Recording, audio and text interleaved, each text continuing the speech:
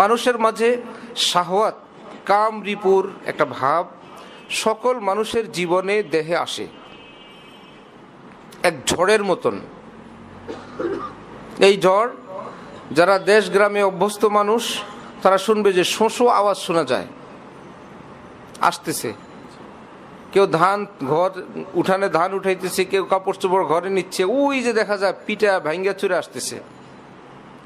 কিছুক্ষণ পরে দেখা যায় সেটা আমাদের এলাকায় আসছে।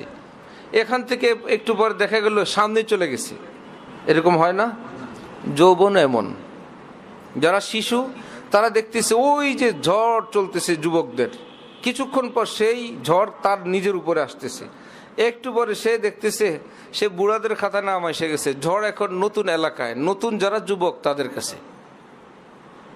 কিন্তু ওই ঝড়ে কারো ঢাল ভাঙ্গে, কারো ঘর ভাঙ্গে, কারো সব ধ্বংস হয়, আর কেউ কষ্ট করে আল্লাহ আল্লাহ করে ঠিক থাকে। ঝড় আসছিল, ঝড় চলে গেছে, আলহামদুলিল্লাহ, গাছ গাছালিও ভাঙে নাই, ঘরও ভাঙে নাই,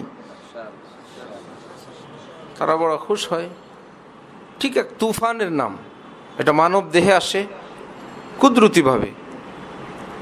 সেটাকে যদি নূরে খোদা, আল্লাহ পাকের নূর, আল্লাহ পাকের মোহাব্বত, আল্লাহর প্রেম, আল্লাহর ভালোবাসা, আল্লাহর জন্য বড় দিলের টান, আল্লাহর জন্য অন্তরে ব্যথা, এটা যদি অর্জন করে থাকতে পারে তাহলে এই হাজার ঝড় এবং হাজার তুফান তাকে কিচ্ছু ধ্বংস করতে পারবে না।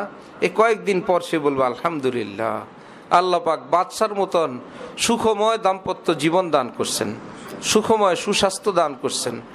আর যে বেচারা এর তালে পড়ে যায়, মনে করে এটা আমার ব্যক্তিগত ব্যাপার, আমার যৌবন, আমার ফয়সালা, যে কোনোভাবেই নিজের যৌবন ধ্বংস করে, একটা সময় বুঝ আসে, এসে দেখে নিজের জীবনের বহু কিছুই তছনছ হয়ে গেছে, ধ্বংস হয়ে গেছে। আল্লাহ আমাদেরকে আল্লাহ পাকের নূর হাসিল করার তৌফিক দান করেন।